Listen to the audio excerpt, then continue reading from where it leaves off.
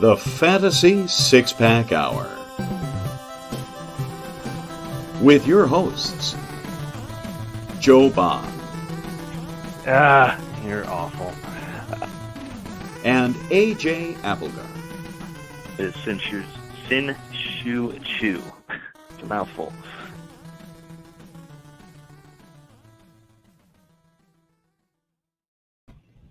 All right. Welcome to the Fantasy Six-Pack Hour. My name is Joe Bond, founder of FantasySixPack.net. With me, as usual, Mr. AJ Applegarth. What's up, man?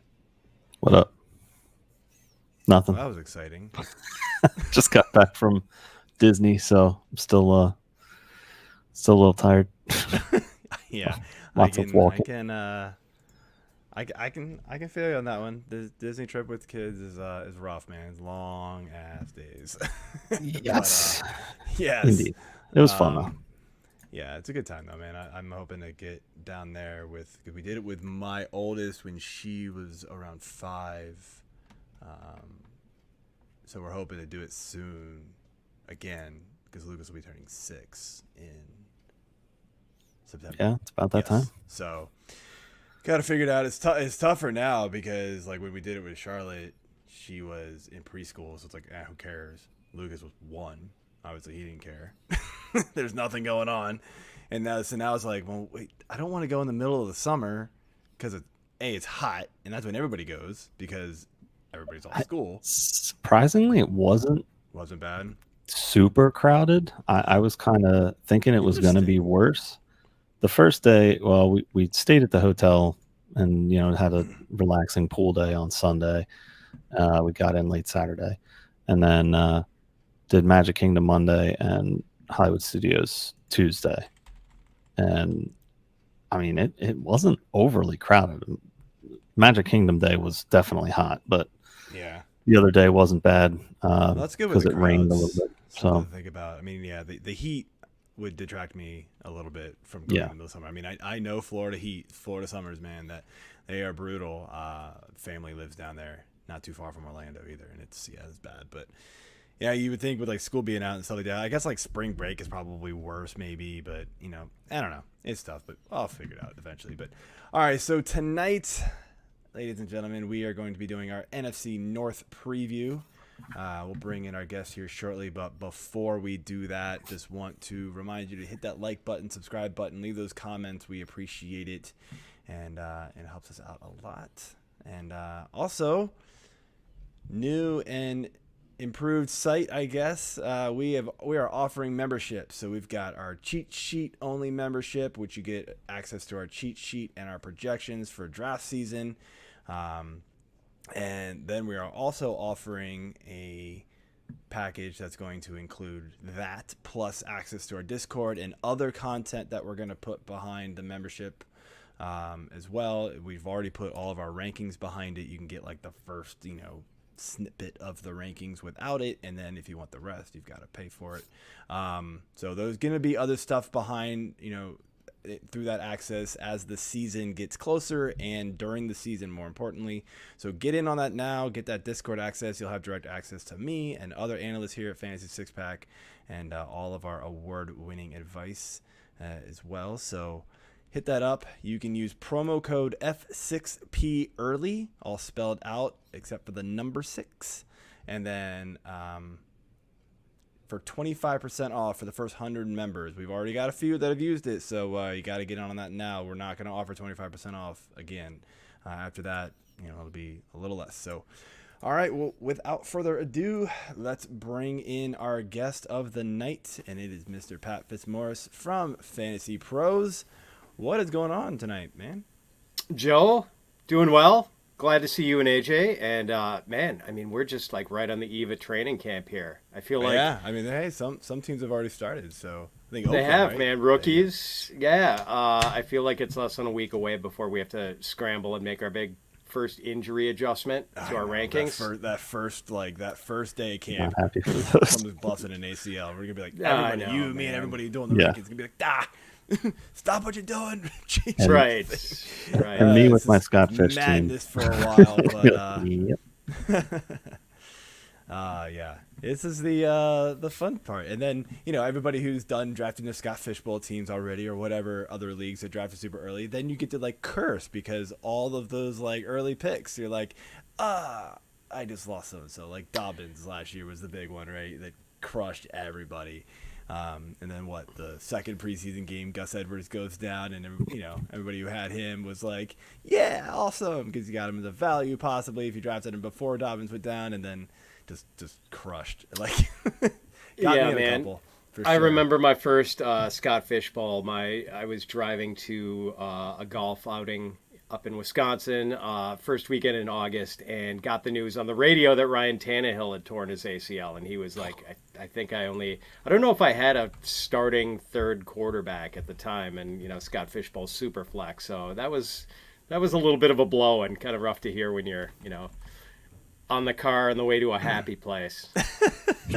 Yeah, I feel like every single year except maybe last year, I had at least one player in the first like 5 or 6 rounds go down, with either late July or early August or whatever it was, and just it crushes your hopes and dreams with Scott Fish. You're like, there's no way I can compete. I mean, like, I do okay without them regardless, it seems like, but it just caps my team's ceiling without that stud player. And it stinks, but it's fun. It's for charity, right?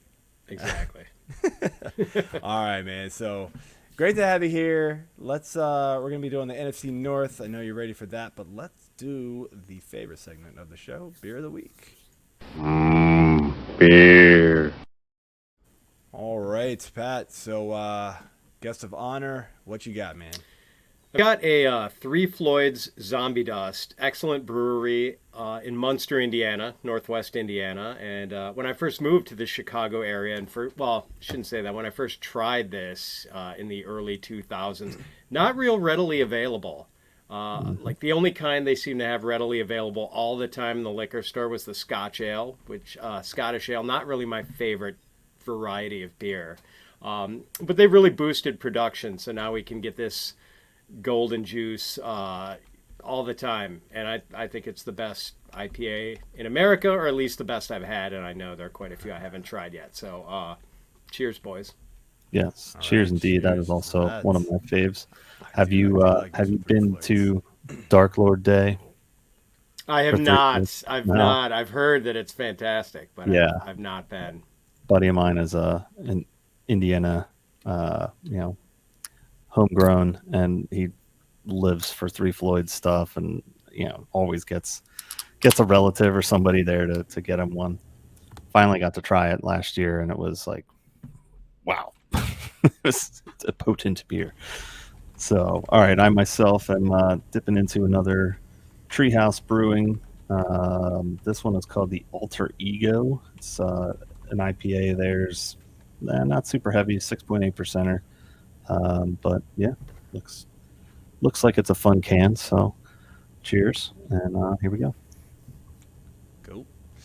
All right. Oh yeah, that's good. Yeah, good. So I'm drinking an Aslan Brewing Company. It's called Pew Pew Pew. So it has the great Star Wars action going there. I gotta do it. I mean, huge Star Wars fan. Triple IPA. So this is a baby, a 12.8. So yes, Wow, man. I mean, if this show goes like an hour and a half, I might finish it. But hopefully, I don't finish it before that, because I might just take a nap after, during the show if we do. But yeah, it'll be. No, I've had this before. This was pretty good. I gave it like a 4 1/4 on Untapped, I believe. I have to check, but it's pretty good. Cheers, guys, and let's talk some NFC North. So how we do this, Pat, is we like to start off here with, excuse me, we like to start off here with a generic NFL question related to the division, and then we'll rip through kind of per position specific questions on, hitting up as many of the teams as we can that feel relevant. But what's up, Mr. Scampers? Welcome back, man. Glad you're doing it. Hello. Thanks for joining us again. So our question of the night, AJ, you got your name next to this one, so I'll let you have it. All right, yeah. So, do we think that this is one of the years where we could actually see the Vikings steal the division crown from the Packers? Well, gosh, AJ, I'm a Packers fan, so you're not going to get an honest answer from me. No, like my sincere feeling is that it's not, because even with the Devontae Adams defection, like I think the Packers are pretty. It's the first time probably the best I've felt about a Green Bay defense since we had Reggie White still playing for us. So I tend to think not, and I saw a little interesting nuggets on the Vikings, and I better attribute this. It was from Fan Nation, and their writer pointed out that over the past 2 seasons, opposing quarterbacks have thrown in the direction of Vikings cornerbacks 613 times, 68% completion rating, 5,201 yards, 36 touchdowns, 5 interceptions. Comes out to a QB rating of 110.3 passer rating. Aaron Rodgers last year when he won the MVP was 111.9, just a little higher. So Vikings cornerbacks have been a big problem. I mean, maybe I don't know if they're going to be any better there. You know, they signed the Packers slot corner, Chandon Sullivan, who's okay. Patrick Peterson's 32. Cam Dantzler's okay, I guess. But man, they've got a lot of new starters on defense. Some interesting new talent. You know, the 2X Packers with Sullivan and Zadarius Smith. Yeah, I think it's going to take them a while to consolidate that talent. And, probably it's going to take them a little while to get themselves acclimated to Kevin O'Connell's offense. Mm-hmm. So, and, right out of the gate, who do they get in week 1? The Packers at home. So it's kind of a big game for them right away. And, when you're getting all these new starters on the same page, when you're figuring out a new offense, I don't know that you want like your chief division rival coming into town in that very first game. So I'm saying no. I think the Packers do hang on to the division this year. Joe, thoughts? I tend to agree. I think obviously I think the Bears and the Lions are pretty distant third and fourth there, in my opinion, to those teams. But yeah, I agree with you. I think getting acclimated to a new offensive system is going to take a little bit of work and time. And I mean, this is how it goes in the NFL. I mean, we all expect bigger, better things from this offense, but as far as turning that into wins, especially against a very, very solid team in the Packers, that's going to be tough.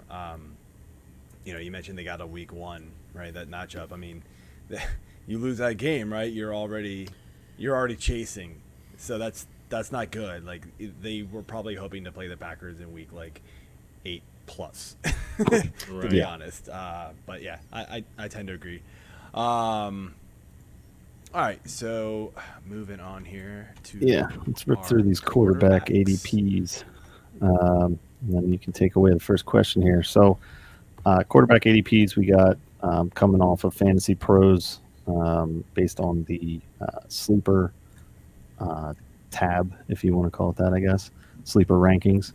So we got Aaron Rodgers at 11. We've got Kirk Cousins at 16. Justin Fields right behind him at 18. And then Jared Goff all the way down at 28. So let's start with the Chicago Bears. How do we see the development of Justin Fields coming along this year for fantasy? I mean, he really didn't do him any favors with surrounding him with talent. I mean, they keep bringing in receivers, but nobody cares about those receivers, to be honest. I mean, Darnell, Mooney, and bust. It's really what they've done. So, I mean, just how much can we rely on Justin Fields in fantasy given the lack of options he's got there in the passing game? Yeah, you kind of said it, Joe, that they really have not done much as far as supporting cast. Not only not a great receiver core and really thin after Darnell Mooney, but one of the worst offensive lines in the league, probably. So when you've got a bunch of receivers who maybe can't get open and an offensive line that's breaking down a lot, got to figure Fields is probably going to do a lot of running, so there could be some real sneaky fantasy value here. Like, I don't know if he gets to even 3,500 passing yards. Man, I think you almost have to build in a missed game or two, like with the sort of offensive line he's going to have in front of him. But yeah, I think he's going to be running for his life quite a bit, and Fields is a runner. There is some sneaky Konami code potential here, so like I think it's fair that he's a mid-range quarterback too. I think that's right around where I have him. But man, like you'd love to see what he could do with some weapons, because he was a pretty promising passer at Ohio State, but the Bears just really aren't giving him much help. Yeah. I like him as a runner, but I mean, you're really hoping the legs keep his value up. In my opinion, that's where it comes from him. But AJ, thoughts, and then I agree 100%. I mean, it'll be interesting to see what he can put together, but it's just a kind of a mixed bag of what you're getting there in general for that team and that offense. So I'm not really buying into them a lot. Not really buying into Fields a lot. I mean, there's a couple other guys that we'll talk about a little later, I'm sure, that I do like, but not too much there for me. All right, so next question we got here is for Green Bay. Again, we kind of touched on this a little bit, but can we trust Aaron Rodgers to finish as a QB1 this year without his favorite target, Mr. Devontae Adams, on the squad? I mean, more than we trust him, about his vaccination status, probably. Yeah, good question, AJ. I like how you snuck that in. So yeah, man, I think he's going to be probably right on the border of QB1 value. I've got him at QB12. He finished QB6 last year, I believe, and losing Adams is big, and the fact that they don't have a clear replacement for him. Yeah, I mean, I think we have to assume that the Packers are going to run at a slightly higher rate, and maybe they direct a higher percentage of the targets to the backs, which might not yield quite as much yardage. So I do think there's going to be a little slippage for Rodgers from a fantasy perspective, and he's got the defense where they're going to have some, I think, pretty run-friendly game scripts, and the Packers like to go at kind of a slow pace. Like, they are usually, as far as NFL teams go, they're usually at the bottom as far as most time taken between snaps. So slower pace, maybe a little run heavier this year. No big weapons in the receiving game. I mean, Rodgers could be great this year and still finish as like QB 10 or 11. So, yeah, a better real-life quarterback than fantasy quarterback this year. Yeah. 100% agree. He's kind of a fade for me in drafts. I mean, I feel like, you kind of hit it on the head. Like his ceiling, like if he does really, really well, feels like low end QB1, but like he could honestly like drop into the mid-range QB2, and I don't think anybody would be shocked. I mean, he just doesn't have that guy, and I know there's all those stats out there. Oh well, the games without Devontae Adams, he posted these numbers, and it's like, that's a super small sample size. Like, he didn't play too many games without Adams in the last few years. Like, it's super small. Like, you're going into an entire season with Lazard as your number one, we think. It's like, and a rookie that apparently is having trouble catching the ball right now. Like, it doesn't feel good drafting Aaron Rodgers, No. where he's going in drafts. And I know he's going, the respect is there for this guy. I mean, he's one of the all-time greats.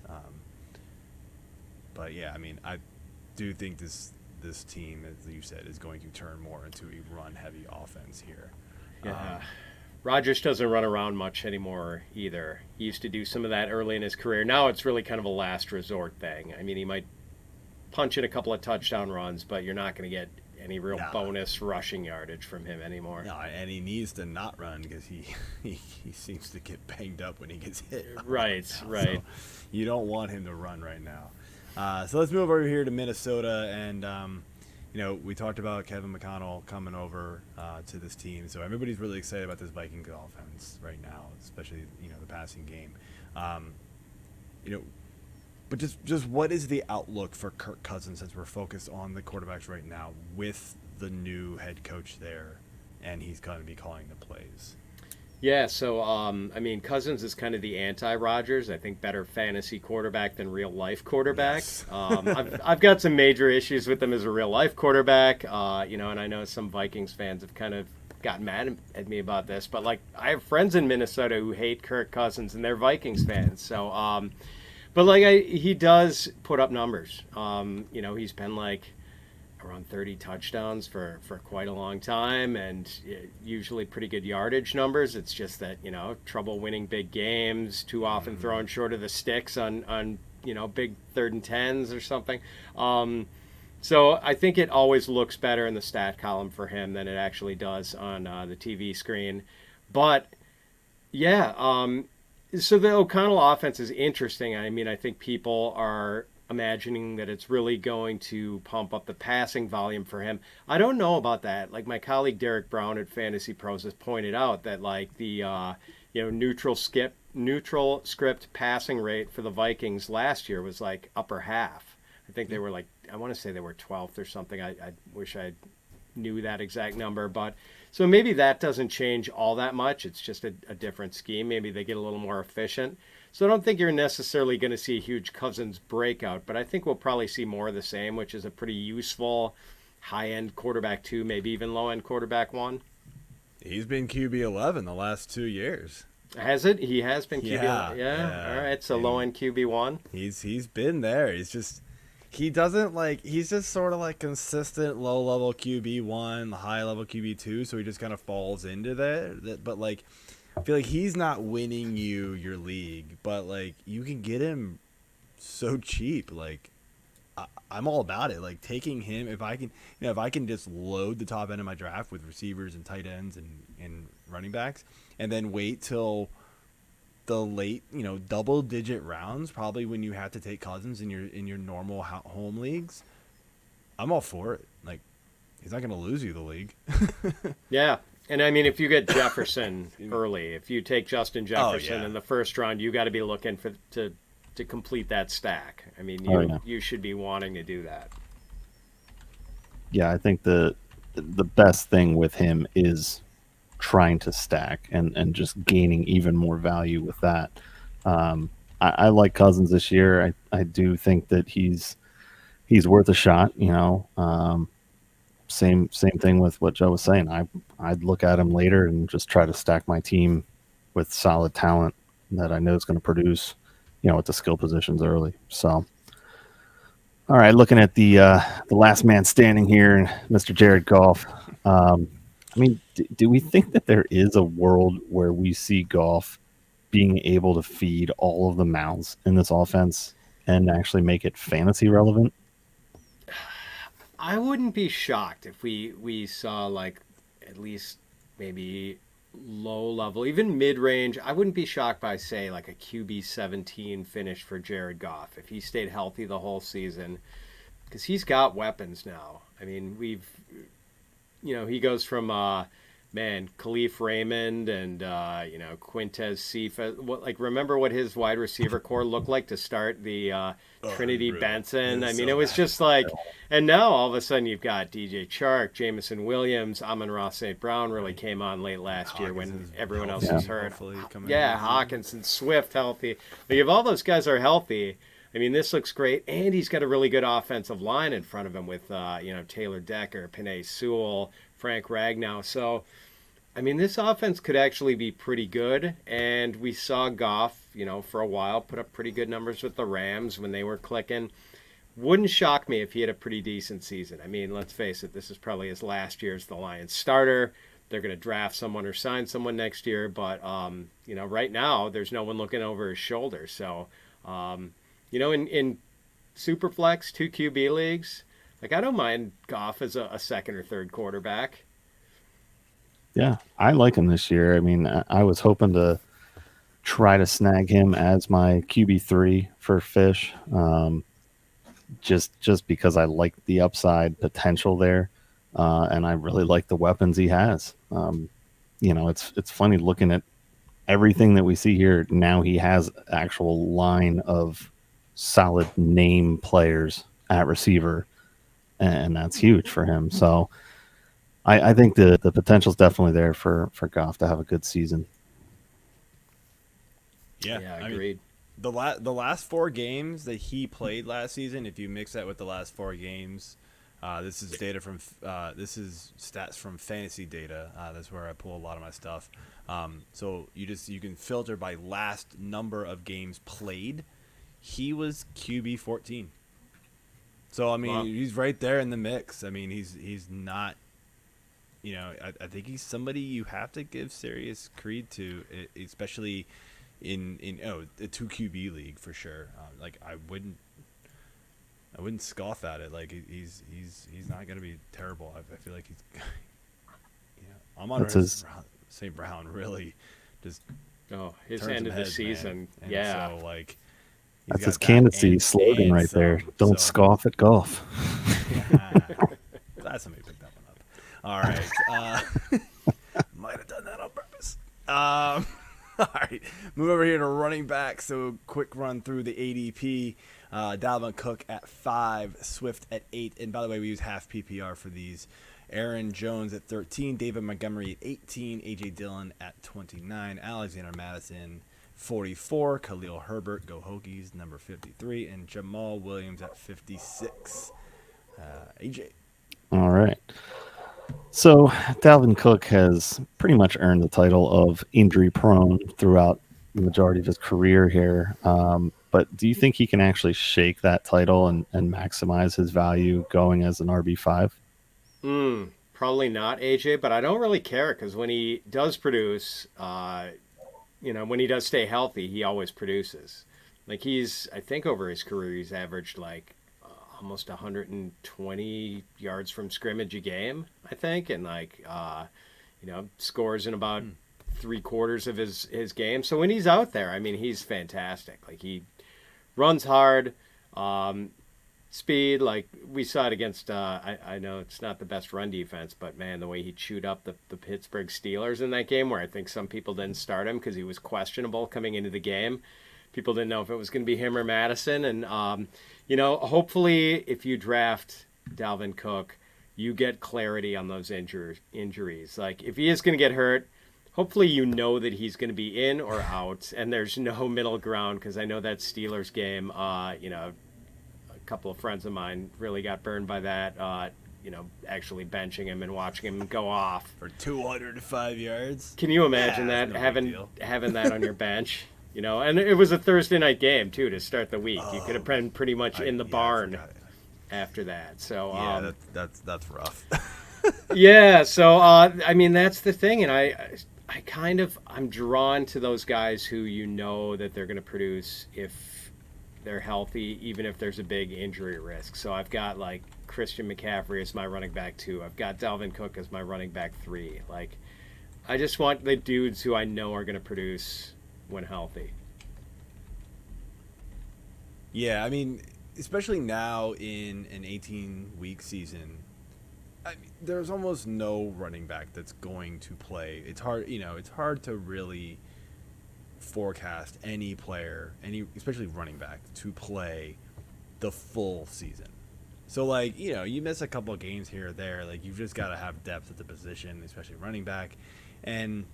But yeah, I mean, he's elite when he's on the field. So absolutely, I will take him at 5 for running back, if not higher, to be honest. Like, I like him that much more. So I'm trying to think. I had my rankings up, but I have like 5 million tabs open right now, so I lost it. But I think I have him ranked higher than that. I just can't find it, unfortunately. Yeah. For me, guys in the same neighborhood, it's dudes like Eckler. And, I mean, Eckler is not going to be he's not going to play as high a percentage of early down snaps as Dalvin Cook is going to. I mean, they've been wanting to not play Eckler as much on early downs, but they just keep swinging and missing with the guys they've had, the Roundtrees and the Josh Kellys, and it just kind of hasn't worked out. And maybe now with Isaiah Spiller it does. So, Derrick Henry is another guy. I'm just worried about the pounding he's taken. So, yeah, for me, I think I'd rather have Cook than any of those dudes. Yeah, I mean, the argument is definitely there, but so Yeah. All right. So next team here, we are going to jump over to the Packers again.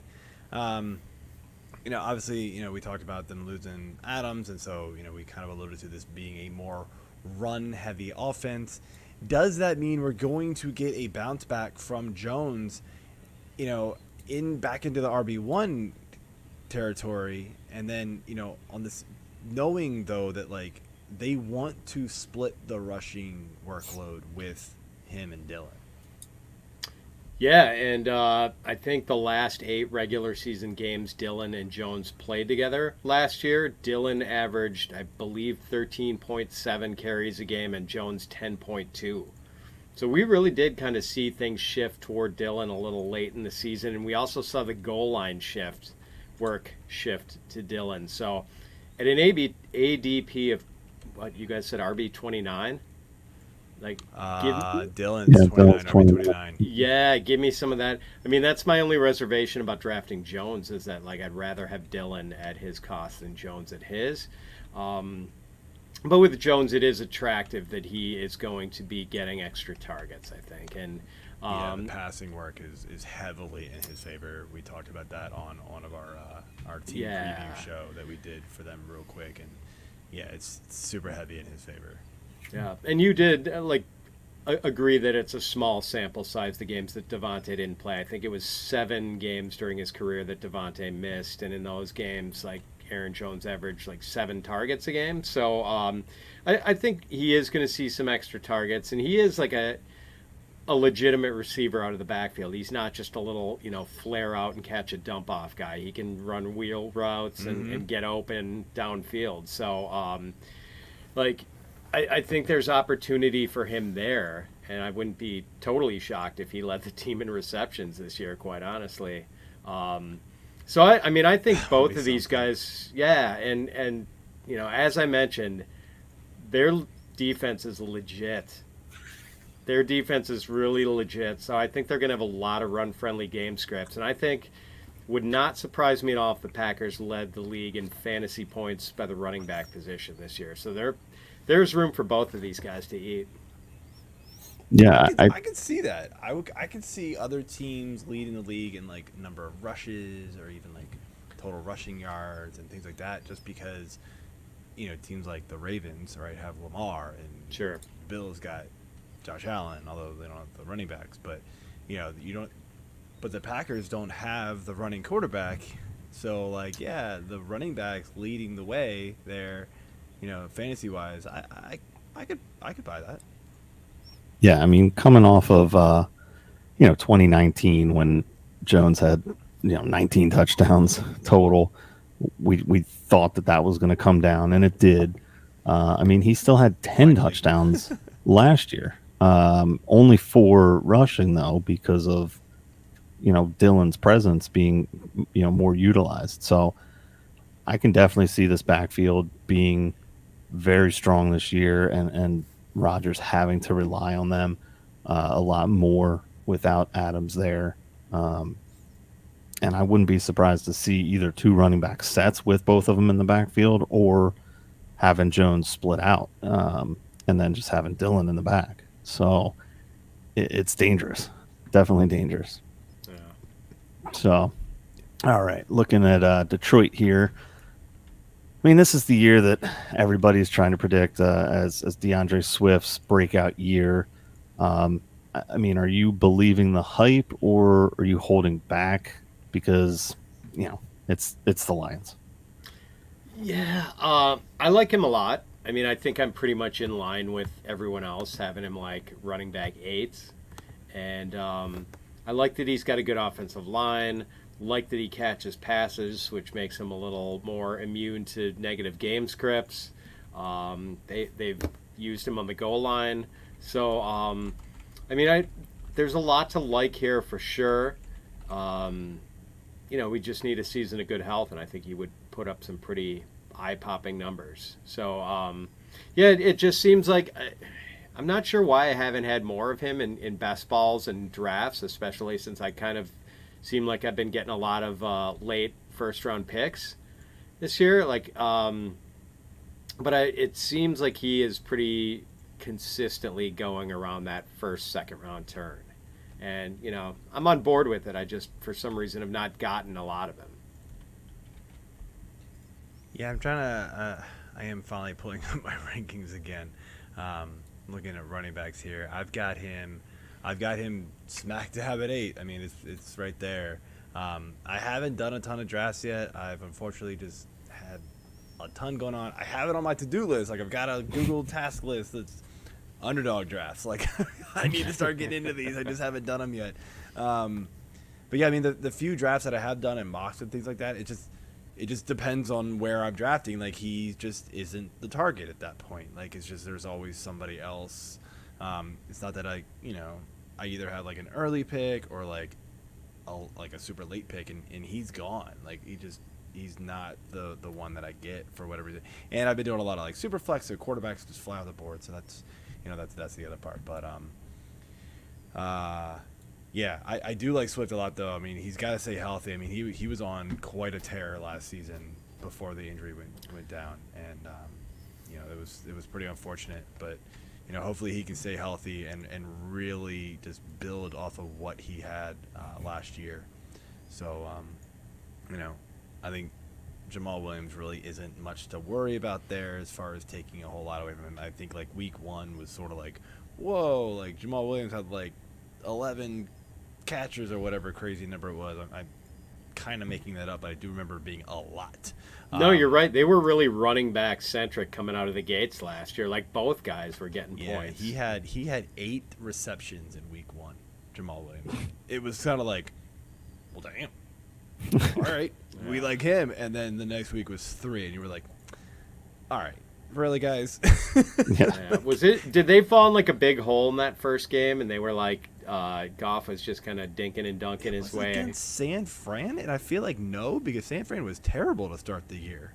Were they? I want to say maybe the Lions even came back. I remember they had I want to say that was like a crazy comeback game for them. It was 41-33. Oh, they did. They went down. They went down big. Yeah, they went down. So the first 2 quarters. I can't do math right now, but what is it? 31-10 at halftime.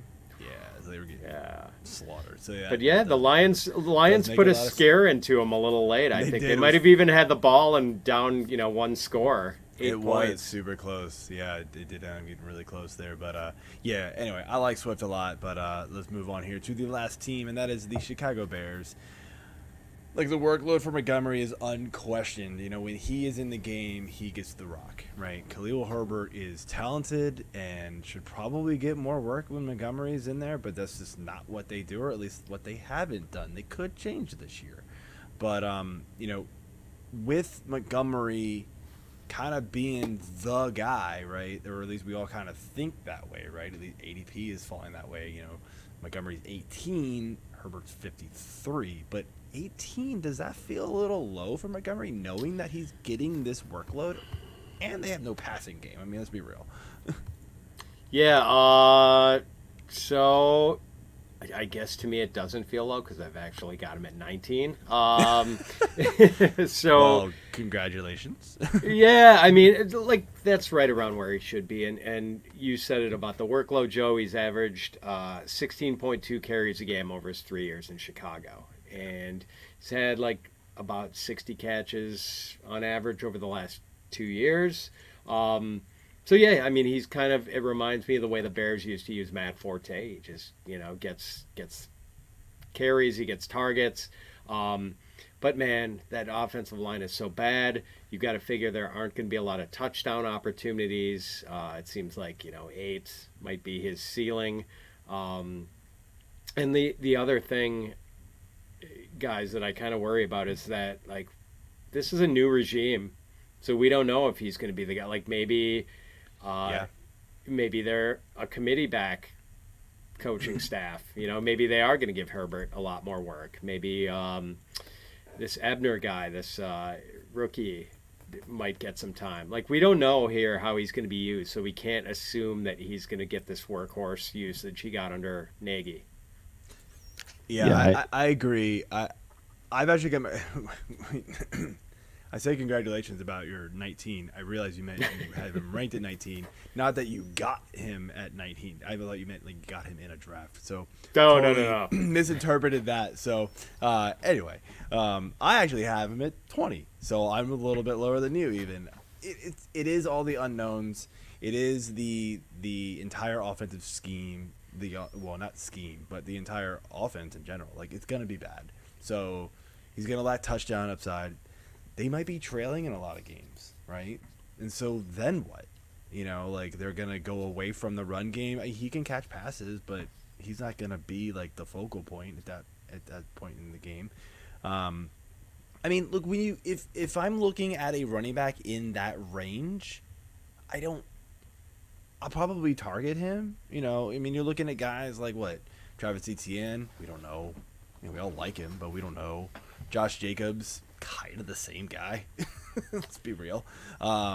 Zeke, I don't know. Like, do we like him anymore? There's just so many question marks. It's kind of like, at least you know Montgomery, at least for the first half of the game, is going to get the vast majority of all the touches, unless they fall down, 25 points really quick. But there's just, again, as you mentioned, just a lot of question marks with him and that entire offense that just bumps him down. You know, if we knew this offense was going to be better, he'd probably be, my guess, he'd be up there in the high RB2 range if we knew the offense was better. But we don't.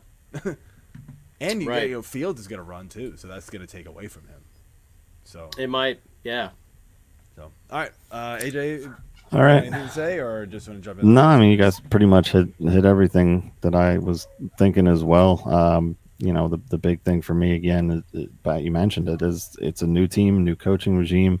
We don't really know what to expect from these guys until we see it on the field. So, he might be a candidate for, either a buy low or a sell high, depending on how he comes out of the gates. And whether or not you believe in him keeping that stance or changing it. So that's kind of how I see Montgomery. I do like him. I like his his safe floor, but the fact that their team in general is a big question mark is a little scary to me. So I probably won't. Fish, so hopefully it's gonna go well for me. Although he fell in Scott Fish because he's got the dreaded Week 14 bye.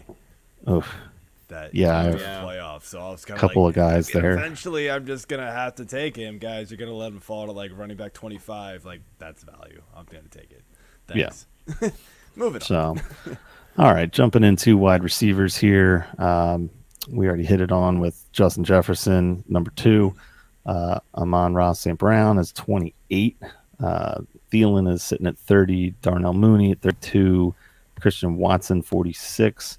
Alan Lazard at 51. Jameson Williams as actually at 49. Sorry, those two are flipped. Then we've got Chark at 63. Osborne, 75. Sammy Watkins, let's not forget that he is there, 78. Cobb, 95. Pringle, 98. Amari Rodgers, 102. And Velus Jones Jr. is 105. And newcomer to Chicago, N'Keal Harry, not listing. So, not surprised. Although, hey, who knows? Crazier things have happened. All right, well, let's start off with the Packers here. And do we actually think Alan Lazard is the number 1? Like, are you ranking it that way? Do you actually think that's going to happen throughout the season? Or do you think somebody else in this receiving core probably Christian Watson kind of comes out on top in the end. I mean, if you, Joe, if you gave me $100 to throw down on who was going to be the Packers' like receptions and receiving yards leader, I'd put it on Lazard. But if you were going to tell me that there was going to be a Green Bay receiver finishing with 1,000 yards, I would bet that it would be like Christian Watson to be the guy who did it. So, I mean, I think if there's going to be a big surprise from this group, it would be Watson, just because he's so freaking big and fast. And, obviously big step up from him going from small school, program that didn't throw a lot. Like, I mean, he is raw. And, you'd think a guy like Rodgers, who isn't always the most patient guy with his receivers, would have been better paired with like a more polished dude like a Chris Olave, rather than a guy who, just so little experience against tough competition. And so we'll see how that's going to work. I'm not quite buying the idea of Lazard as like a true wide receiver one who can get like 80 or 90 catches and 100 or 1,000 to 1,200 yards. Like, that's just not him. But I mean, Rodgers, the Packers' goal line back the last couple of years has been Devontae Adams. I mean, Rodgers loves to throw when he's inside the 5-yard line. And if we see more of that, I mean, Lazard is a big dude. So, like, I wouldn't be surprised if Lazard had like a 700-yard season with like 9 touchdowns, 10 touchdowns. Like, would not shock me at all. So, like, I think there's potential value, but I don't know. I mean, Lazard just like never really threw up huge numbers in college, hasn't gotten more than 70 targets or something in any NFL season. Like, I think it's a stretch to see him turn into some sort of alpha receiver when like his greatest attribute to date has been like his blocking. So we might see just a lot of guys with like 600 or 700 yards receiving for the Packers this year, where it's just kind of a fantasy swamp and different guys are popping up. Like, wouldn't shock me if all of a sudden there was a rush to the waiver wire to grab Sammy Watkins after he has like 5 for 88 and a touchdown in week 1. You mean after week 1? Exactly, man. Week 1 and then he vanishes. Right. Like the best magic act in the NFL. I'm saying. Yeah. So I don't know what you guys think, but I just, it's kind of just receiver goulash in Green Bay. Yeah, I agree. I personally like Lazard, not like tremendously over his ADP. I do have him at 45, but I mean, like, when you get into that range, right? I mean, I'm looking at a whole just bunch of blah. Like, I mean, it's total unknown territory. The one thing Lazard has going for him, right, is he's got Aaron Rodgers throwing him the ball, and they know each other. I mean, he scored 8 touchdowns last year off 60 catches or whatever it is. So, like, he's 60 targets, so 40 receptions and 8 touchdowns. Yeah, I mean, probably, the catch-to-touchdown ratio is probably going to drop a little bit, but, yeah, I don't think he's going to be, a superstar. Like, we're not going to be talking about, Lazard being a wide receiver 2 next year at this point. But could he absolutely crush his draft value? 100%. I almost have no doubt he will. It's just I get the hesitation and just the, there's a lot of other guys that are going. So the guys going around him have, like, a whole ton more upside. To where, like, with Lazard, you're just kind of like, I mean, he's safe. Right. Like, that's my thing with Lazard. Yeah. I mean, that's, I guess, and you said it, like, the touchdown thing, Joe. Like, that's where I think if he is valuable, it's going to be related to touchdowns more so than catches and yardage. And touchdowns can be fickle, which is the problem, So there are going to be weeks where he scores a touchdown, scores maybe 2 touchdowns. But if he doesn't get you those touchdowns, I don't think he's going to be bailing you out with like a 120-yard game. Nah, yeah, I agree with you there. AJ? Yeah, that'd be surprising to see 120 out of him. He's just not. He's just not like the burner. Like he's right. just not that. Yeah, I mean, he's a talented guy, but like it's not really his deal. Exactly. So looking at Minnesota here, I mean, if there's one receiver that could dethrone Cooper Kupp, I'm pretty sure it would be Justin Jefferson. But do you think we can see more consistency out of some other players like Thielen and Osborne on this team? Yeah, agree with you on Jefferson. I mean, I always have a hard time like picking between Cup, Jefferson, and Chase. I'm always hoping someone makes that decision for me and just leaves me number 3 out of those guys.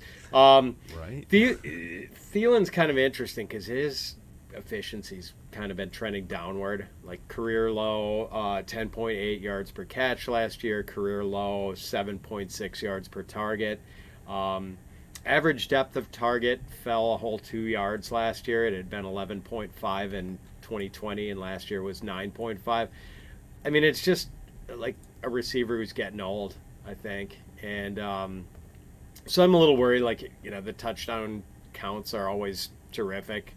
But, like, I worry if the touchdowns aren't there, if you know, we get a 16-17 TD season from Justin Jefferson, which isn't totally off the wall as good as he is, what does that leave for Thielen? Maybe, you know, we see a year where he gets 4 or 5 and then his value is just in the garbage can. So I'm not really too interested in Thielen actually this year. And, you know, Osborne's kind of interesting. I mean, we have seen the Rams play a lot of 3 receiver sets, and the Vikings really have not in the recent past.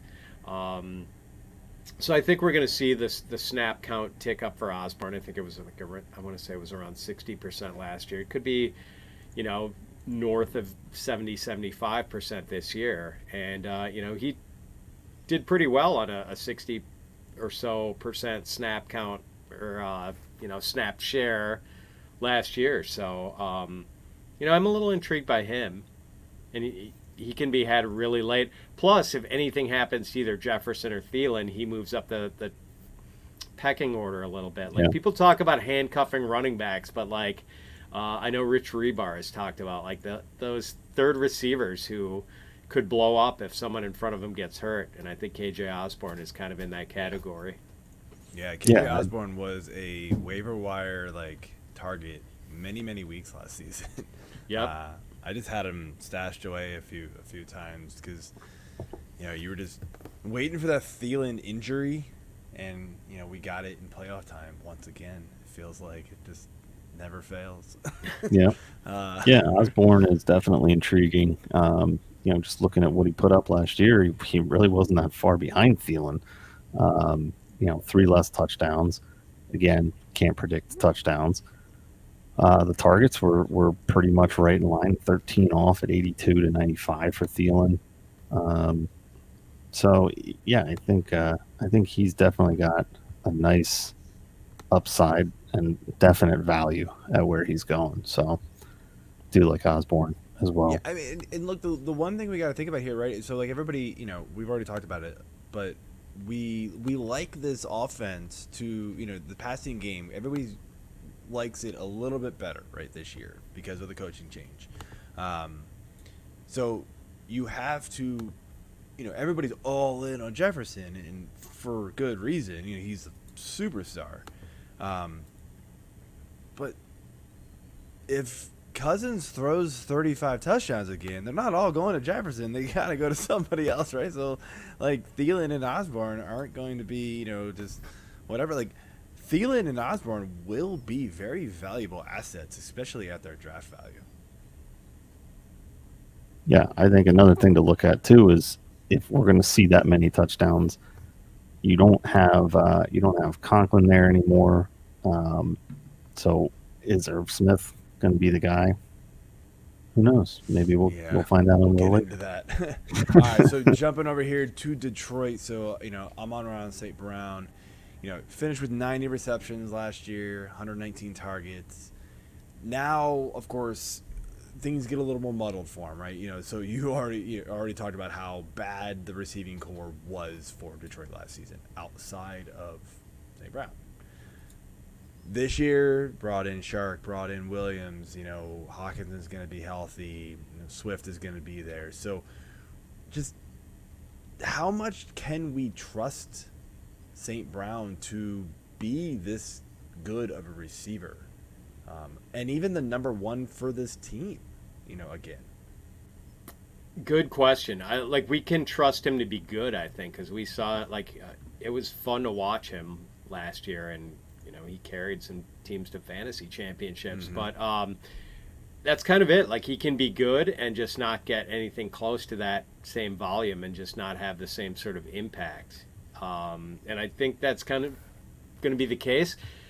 The funny thing is, though, Joe and AJ, I thought he was going to be a trap this year in early best balls and stuff. So when I jumped into the best ball rooms in February or whatever when they were firing up, I thought he was going to be this sucker play, and people weren't really going for it. People are sharp these days and realize it was largely because everyone was hurt late last year, and he does have all this target competition. And I think, I know, maybe I shouldn't say February. Maybe it was after they had signed Shark and drafted Jamison Williams that I was noticing this. But I think people realize he's not going to get the same, consistent run of double-digit targets that he got last year. But at the same time, he's still pretty good. And, if he's my third receiver, I'm not feeling too terrible about it.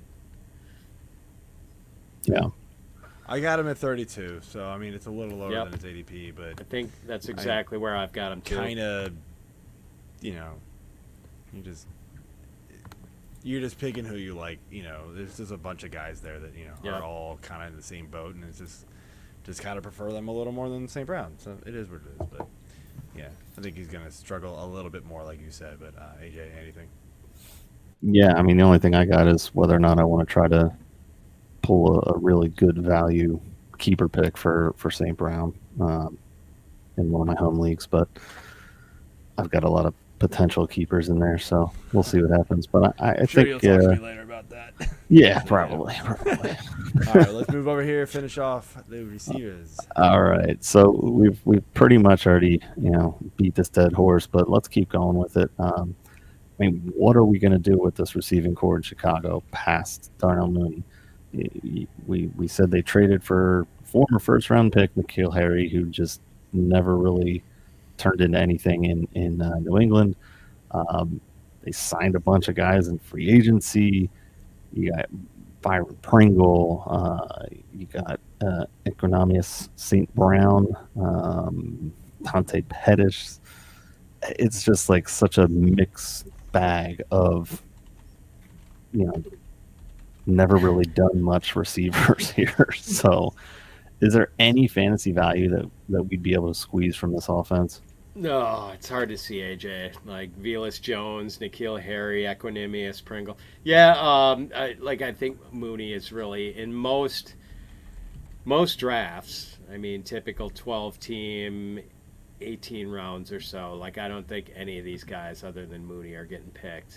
And, maybe couple of these guys bubble up as waiver possibilities at some point during the season, but man, it would have to be a pretty deep league to I'm in a league that's 16 teams and 24 rounds. Some of these guys are going to get picked in that league, but most leagues I don't think these guys are getting picked, and it's just hard to see them having upside, man. If you guys were going to bet on any one guy other than Mooney from this crew, who would you put your money on?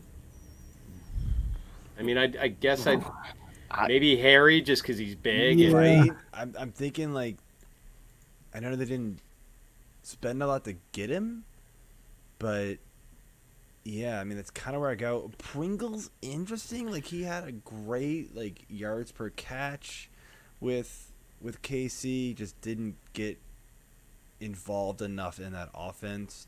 Kind of a coin flip between those two. I don't really see anybody else making an impact besides those two, and Pringle and Harry are going to be very inconsistent. Yeah, I wouldn't be surprised to see St. Brown actually have a handful of games where he's the top receiver. I mean, when he was in Green Bay, he was not really relied on, but he did have some talent, showed some good potential there. It was always injuries that seemed to really, nag him throughout his career in Green Bay. So I wouldn't be surprised to see him have some decent games. I don't know if I want to rely on that for fantasy. Maybe if the matchup is nice, take a flyer on a DFS squad with him. But other than that, I'd probably lean Harry as well. I just think new start, it reminds me of Nelson Aguilar. He just didn't really do much with Philly. They benched him, and then he came out and he started kind of figuring things out a little bit. And then as soon as he left Philly, he took off and he played pretty damn well. So maybe that's all Harry needed. And, the pressure's not necessarily going to be on him here. So I could see him being a sneaky late value pick. It's interesting with the Aguilar comp there. I kind of like that. Yeah. All right, well, let's finish things off here with the tight ends, and we'll rip through the ADP here. So Hockenson's at 6, Cole Kmet is at 13, Irv Smith at 16, and Robert Tonyan at 22. All right, sticking back into Detroit here. I mean, do we really think we can trust Hockenson to be top 5 tight end again with all of these new faces and mouths to feed here in Detroit? I think if he stays healthy, he's got a chance. And he missed 5 games last year and 4 games his rookie year. Only played 1 fully healthy season, and there I think he was over 700 yards. So I do think there's like 800-yard upside here, if he plays all 17. But, like I'm up here in Big Ten country. I saw him at Iowa. Like, I believe in the talent. But it's not a high-octane offense. There are some good receivers there in place now. I think like a 700-yard, 6 TD season is well within reason for him if his health cooperates. Yeah, health I think is the big thing with him, and it's a shame because he is talented. I watched a lot of his college in Iowa games just when they were playing Penn State mostly, but some of the other teams, more local to the Mid-Atlantic side. He's a talented guy, so I like him. I hope he does stay healthy. I'm not necessarily seeing him as a down year or anything like that this year. No, so Hawkins is one of the last tight ends that I actually feel comfortable drafting as a reliable tight end. Like, yeah, he's not going to be Kelsey. He's probably not going to be an Andrews. Like, if Kittle stays healthy all season, that didn't happen. He wouldn't be a Kelsey, right? He wouldn't be that level, but he will be good. And the reason why I say that is because there's a lot of tight ends after him who we all look at him and we're like, well, yeah, he's good, but he's touchdown dependent. Yeah, he's good, but he's touchdown dependent. You look at Hockenson and you go, he's not touchdown dependent. He's going to score 6, maybe 7, right? Probably. Yeah. But he's going to get targets. And yes, I know there's a lot more mouths to feed in that offense, but they're all new. We know Hawk and Goff have, the thing going already. So I like him to just be a reliable tight end still, and he's like pretty much the last one that I'm taking that I'm going, I feel good having him on my team. He might get passed by a couple of guys who got drafted after him because they could pull a Dawson Knox randomly, but those are almost impossible to predict. So Hockenson is a guy who's going to get, if he's there all 17 games, I think you can almost lock in 100 targets for him, and that's money in the bag for tight end. So I that's why I like him. But over here, Chicago, we got Cole Kmet. He's the second most targeted player on this offense with 93 targets, only behind Mooney. Again, lack of weapons. So are we thinking there's a breakout coming with Kmet this season? If you're kind of putting off the tight end position, dumpster diving at tight end, like I kind of like to do, to be honest, Kmet is a reasonable target. Like he He just had bad TD luck last year. I don't know if there's zero. Yeah, that's pretty bad. Yeah, regression is going to be good for him. Yeah, you would think. But of course, Hopefully. in this offense, he could regress positively to 3 or 4. I don't know if. Yeah, I mean, Honestly, I don't know if. You give him an extra 21 fantasy points last season, and he goes. Let me switch it to half PPR because that's what I usually use. You give him an extra 21 fantasy points, right? Just 3 touchdowns, 18 points, right? That puts him right at tight end 16-ish. Yeah, so give him 6, and all of a sudden he ascends a little more. I don't know if there's an 8 or 9 or 10 TD season lurking for him with this offense, but we just talked about how the receiver core is pretty much trash. So very possible he's second on the team in targets. I think there's tight end 1 upside here, believe it or not. I think he's pretty good. So, I'm also a little biased. He grew up about 5 miles from where I am right now. So, That's cool. yeah, but shouldn't say I'm biased. I mean, I'm no fan of Notre Dame football. But yeah, man, I think Kmet's pretty good. And I think he's going to get that dead cat bounce on touchdowns this year. Yeah, he was my first tight end taken in Fish in the 9th as tight end 11. So I think he's definitely got tight end 1 upside this year. And looking at the schedule too, because Chicago was bad and will continue to be bad, his schedule lines up pretty nice for opposing defenses against the tight end. Green Bay, although they have such a good defense, aren't always the best against tight end. That's going to be a Sunday night game in week 2 at Green Bay, so maybe a little tougher on that one. But then he goes to Houston. He sees Miami later in the season, at Atlanta, at the Jets, Green Bay again, and then Philly. So I like the upside potential of him a lot this year, and definitely see the touchdown regression positively this year for him. 100%. So moving. There's no fear of him being a second Jacoby Myers. No, he'll score a touchdown before his 3rd NFL season or whatever. Yeah, I think he'll be able to handle that. I think he'll have to this year, just by sheer There's nobody else. luck of Yeah. You're talking about the schedule. Fantasy Pros, by the way, Pat, has them ranked, the Bears, as the easiest tight end schedule. Yeah, Really? that's where. So there Wow. we go. I'm pulling all of that stuff right from Fantasy Pros. So Oh. got to give the credit where it's Yeah, due. and I here. worked there, and I wasn't even aware of that. Man. I You just guys went to are on the Kmet's ball. profile. Bam, it's at the top. There it is. It does hurt that he's got that Week 14 bye. So But- that only hurts you in leagues like Scatfish. In your Well, normal yeah. home leagues, it's 15, 16, 17, right? So you're okay. The NFL's really got to figure out how to not have these bye weeks go to week 14. It's brutal. That is rough. Yeah, I don't even know. Jeff. What's up, Jeff? I'm in. What's going on, man? So, all right. Now, as I alluded to earlier and foreshadowed, we've got Mr. Irv Smith Jr. here.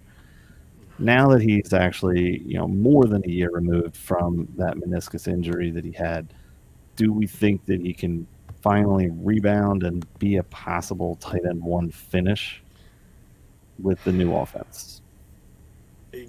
Guys, I mean, I'm not short on strong opinions about players across the NFL and fantasy contributors.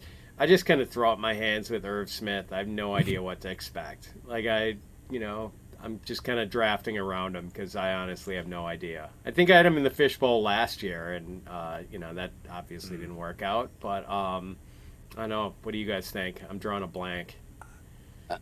Yeah, I think I had him in Fish last year too, and then pretty quickly cut him. Same. I've got him ranked at 13, so I've got him up there, but Pretty bullish. But he's also like, because I think the talent is there, the opportunity is there, the offensive changeover is there. But I'm with you, man. Like, so I'll rank guys, right, where I rank them, but like they are not draft targets for me. Like, I'll just be like, I'm gonna go elsewhere, and I'll wait. And he's one of those guys, like, I'll take a Gesicki later. I'll take a, if I wait on a tight end that far, like, I'll just take a guy. I don't need to take Smith. I just don't feel comfortable with it. He can totally. He's one of those guys that's either going to be tight end 30 at the end of the year, or honestly like tight end 6. I mean, he's got the talent. Yeah. And there's just no one else behind him this year that scares me at all to take a bunch of targets like Conklin did the past couple of years, and jumping in when Smith was out. So I agree. I think the opportunity is there for him to really grab it and go, but it's hard for me to put a lot of faith in him. Yeah, I totally agree. So for the last team here, we got Green Bay. So Robert Tonyan. I mean, look, he was the darling of 2020, right? Just kind of came out of nowhere, was just randomly good, and then last year was not, and then got hurt. So that didn't help things. But any sort of bounce back potential you see for Tonyan, especially now that we don't have. There we go. So we get Jeff as a Smith believer. Jeff's on board. I mean, you're gonna get him in every draft. So you're either in or you're out. And if you're not in, you're not getting him, because there will be somebody in on your draft. But that being said, we got Tonyan here. So 11 touchdowns in 2020, just an insane number. We referenced what's his name from Buffalo earlier. So Dawson Knox, thank you. 9 touchdowns, whatever it was last season. That was Tonyan. And then last year, like, even in the 8 games he played, it was only 204 yards and 2 touchdowns. Like, it just wasn't good. It wasn't fantasy relevant. You dropped him if you drafted him, and then he got hurt. So now he's coming back, but we don't have Adams there. So like we're looking for targets on this team. Could Tonyan kind of bounce back because of that? Touchdown upside. I mean, if Aaron Rodgers plays 17 games, he's slinging at least 36 touchdowns, and someone's got to catch him. So there's upside there. The only thing is, like, we don't know if Tonyan's going to be ready for week 1. His ACL was that Arizona game, which I want to say was like maybe their last game in October. Yeah, so, it was like middle of the season. You're right. Yeah, I want to say it was like week 8 or something like that, end of October. Right. And so, like, kind of dicey whether he's going to be ready to go in week 1. And like, they kind of like to play a lot of tight ends too. They play Josiah DeGuara. They play Mercedes Lewis because he can block. And I was on a podcast with Leroy Butler a couple of weeks ago. And, Leroy's going into the Hall of Fame this year, and he's like Mr. Packer. He's like this ambassador for the organization, and like he's always around the team, and like he knows things. And he said, watch out for Tyler Davis, who's like their basically 4th string tight end. Like, and if Leroy was talking up Tyler Davis, someone in that building like must like Tyler Davis. So kind of, I don't know, just a name to tuck away there from a future Hall of Famer. So, but I think most people are pretty much avoiding that. Like, I've got Tonyan at tight end 22. I'll take him up a little bit if the medical reports are good, but I'm not really like looking to drink deeply from this tight end group. He's a watch list guy to me. Like, he's one of those guys, like, especially if I don't get one of the top 5 or 6 guys, I'm highlighting a bunch of dudes on the waiver wire to keep an eye on them for tight, because you're going to be kind of streaming tight end most likely at that point, right? So he's a guy to pay attention to for sure. But I agree with you, not draftable at all. Dang it, there was something else I wanted to ask you now. So you mentioned Rodgers if he's healthy, you know, all year long, he's throwing, you know, you said 36 touchdowns, right? I mean, I don't know if I'm totally in agreement with that.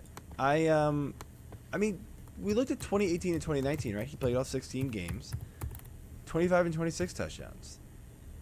I mean, and people were off of him in 2020 because of it, and then he threw 48. So of course we all got bit in the ass for that. But I mean, like, without Adams, and you know, everybody thinks they're going to go run heavier.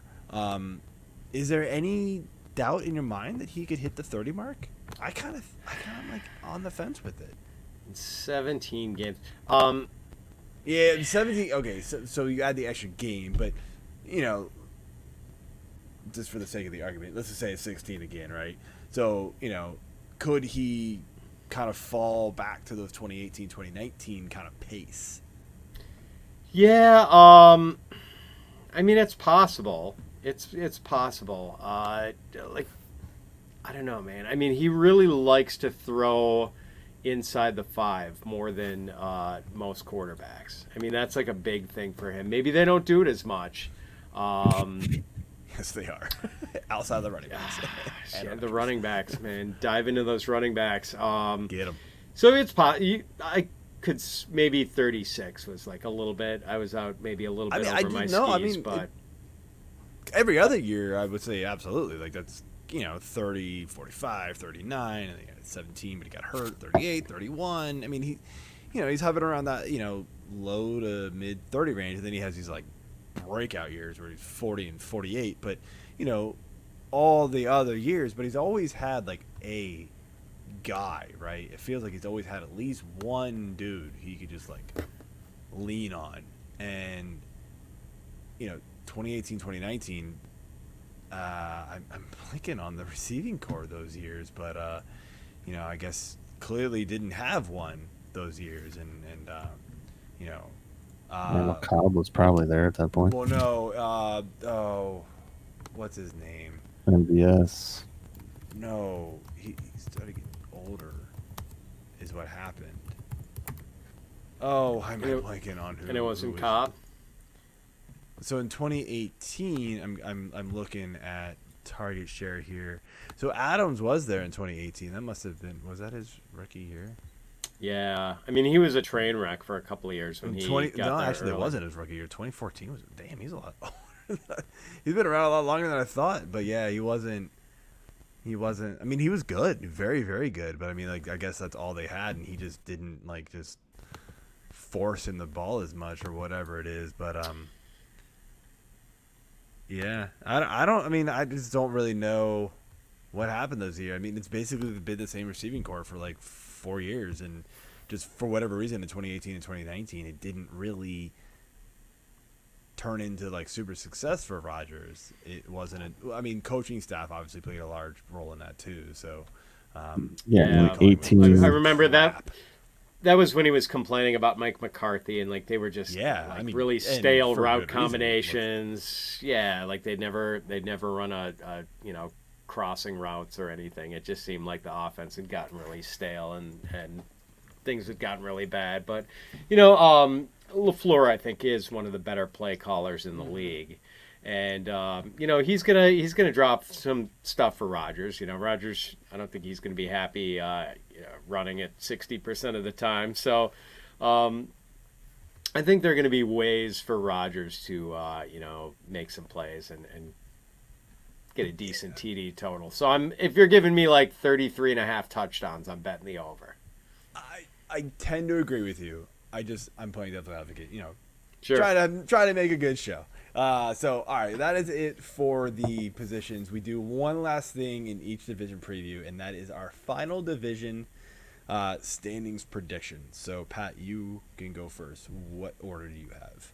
All right, so as I mentioned, I don't think the Packers are getting knocked off their perch this year. I think they're going to reign in the NFC North once again. Man, I was really tempted to put the Lions at number 2.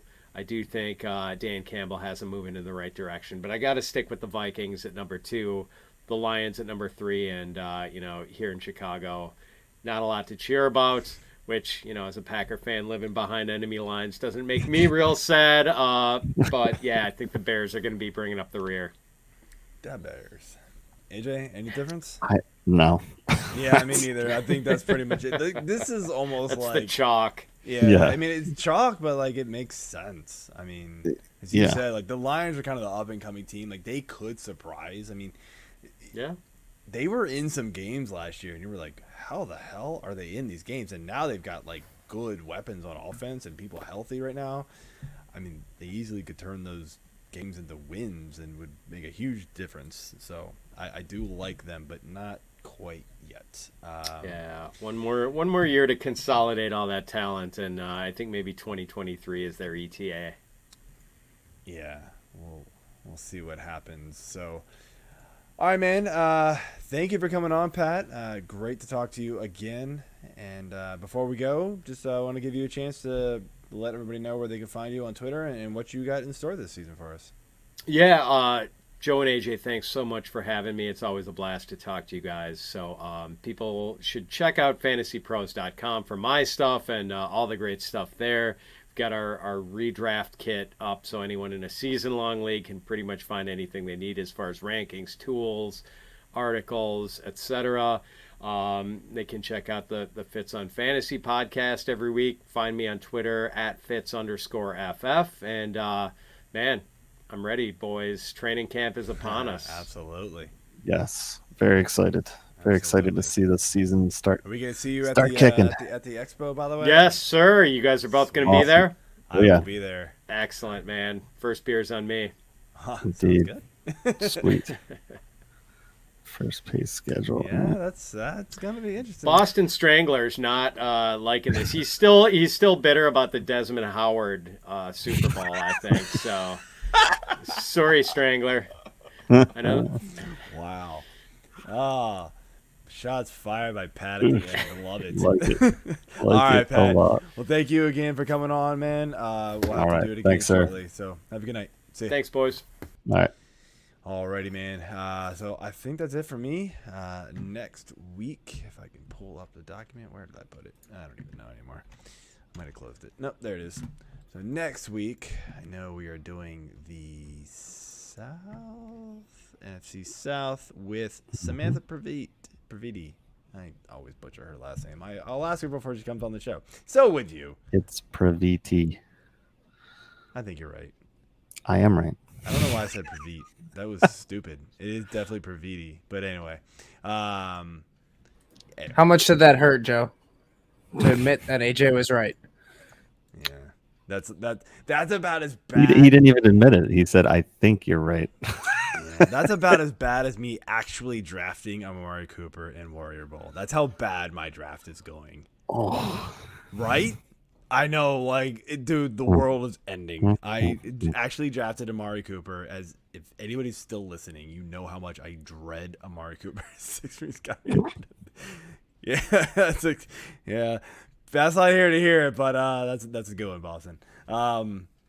So yeah, if anybody's still listening, you guys know how much I absolutely hate Amari Cooper, the most inconsistent receiver, and it's just impossible to figure out. But he fell at a receiver 35.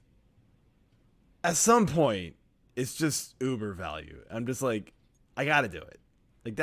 That's crazy, right? I mean, AJ, who's throwing to him? Please tell me I'm right.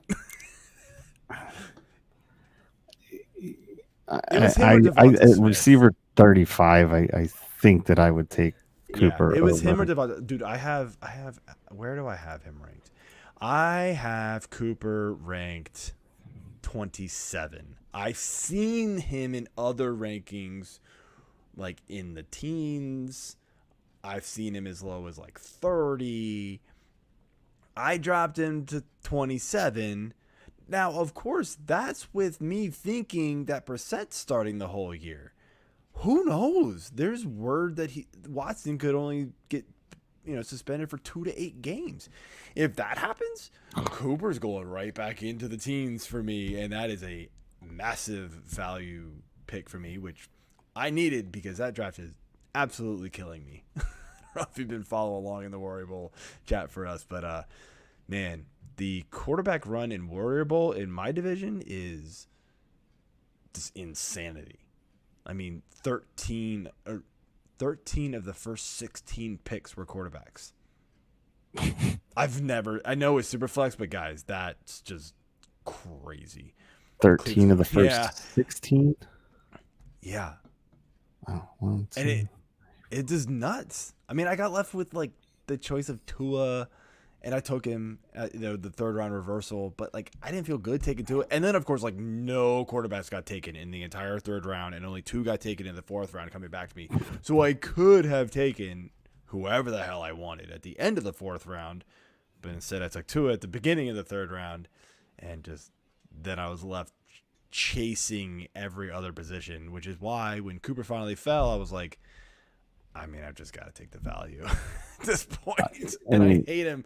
I hate taking still Cooper. Went receiver 18 in my fishbowl draft. So it's a pretty nearly nice value. Doubling that. Yeah, that's a pretty nice value. I was actually kind of shocked. Value. I took him. I got him and Mooney back to back, 35 and 36. I was like, okay.